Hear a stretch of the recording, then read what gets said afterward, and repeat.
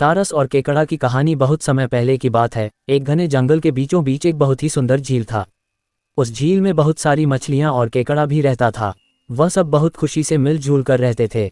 लेकिन हर रोज उस झील के किनारे एक सारस आकर मछलियां पकड़कर अपना पेट पूजा करता था। जब भी सारस झील किनारे आ पहुंचता तब सारे मछलियों के बीच भागा दौड़ी शुरू हो जाता था। ऐसे दिन बीतता गया। धीरे धीरे सारस बूढ़ा और कमजोर होने लगा। पहले की तरह वह शिकार भी नहीं कर पा रहा था। सारस बहुत दुखी होकर झील किनारे बैठ गया। सारस का ये हाल देखकर झील की मछलियां बहुत खुश हुई। सारे मछली सारस के सामने तैरने लगे, पर सारस ने उन्हें कुछ नहीं किया, सिर्फ बैठा रहा।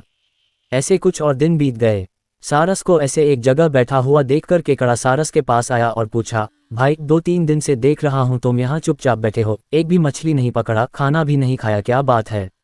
केकड़े की बात सुनकर सारस फुट फुट कर रोने लगा। सारस ने कहा, क्या बताएं दोस्त, मैं बहुत ही दुखी हूँ। कुछ दिन पहले एक ज्योतिषी ने मुझे एक बात बताया कि बहुत ही जल्दी यह झील सूखने वाला है। बिना पानी के तुम सब कैसे जी पाओगे? तुम सब मर जाओगे। तुम लोगों की मुझे बहुत चिंता हो रहा है, इसलिए मैंने खाना पीना छोड़ दिया। केकड़े ने कहा, क्या बोल रहे हो? ये तो बहुत गंभीर और चिंता की बात है, मुझे सबको बताना होगा। सारस की बात केकड़े ने झील की सारी मछलियों को बताया। सारी मछलियां और केकड़ा मिलकर सारस के पास गए और बोला, क्या बोल रहे हो, झील सूख जाएगा? तब हम सब कहाँ जाएंगे, क्या करेंगे? कोई तो उपाय होगा न बचने का। हम सब ने तुमको हमारा दुश्मन समझा, पर तुम तो हमारे दोस्त निकले।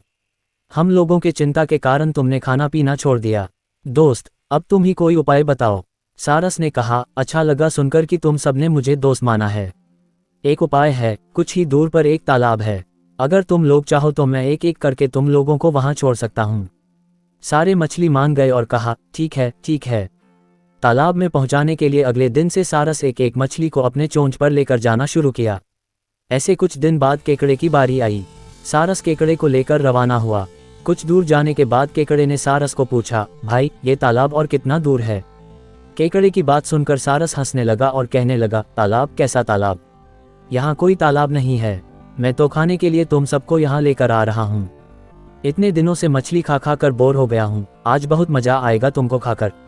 आसपास देखो तुम्हारे सारे दोस्त के हड्डियां, अब तुम्हारी बारी है। ये बोलकर सारस एक बड़े से पत्थर पर आकर आ बैठा। सारस की बात सुनकर केकड़ा बहुत गुस्सा हो गया और अपने आप को बचाने के लिए अपने दोनों हाथों से सारस का गला दबा दिया और कुछ देर बाद सारस मर गया।